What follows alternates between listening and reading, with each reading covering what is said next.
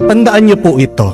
Hindi lahat na nagpo-post sa social media ay mayabang at nagmamayabang. Amen? Hindi lahat na nagpo-post sa Facebook, sa Instagram, sa kanilang social media ay mayabang at nagmamayabang.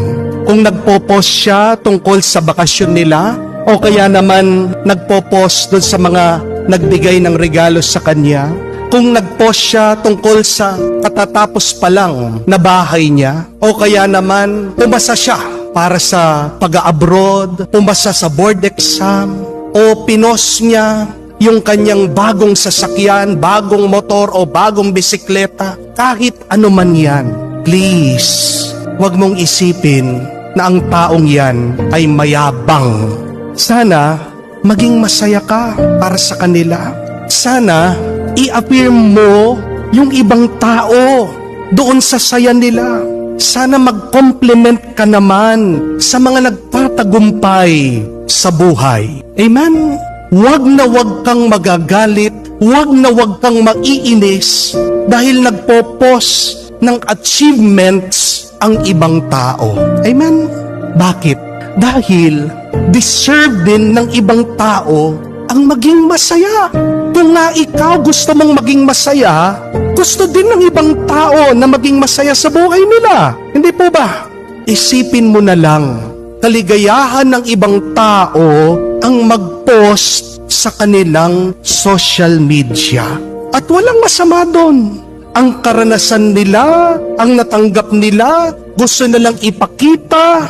Minsan, ito'y pag-share lang, hindi ito pagmamayabang. Huwag sana nating masamain pag nagpo-post na ang ibang tao sa pictures nila, sa karanasan nila, sa natanggap nila. Dahil, totoo lang na masaya at maligaya sila. Diba? Kung masaya ka, kung masaya tayo, hindi naman po natin maitatago ito. Hindi po ba? Pag masaya ka, ano yung gagawin mo? Magsisigaw ka, magtatalon ka, gagawa ka ng eksena. Meron bang masaya na tahimik lang? Sino yung mga tahimik lang? Yung mga umiiyak, yung mga malungkot. Pag masaya ka, pinapangalandakan mo sa ibang tao. At ang tanong, masama ba yun?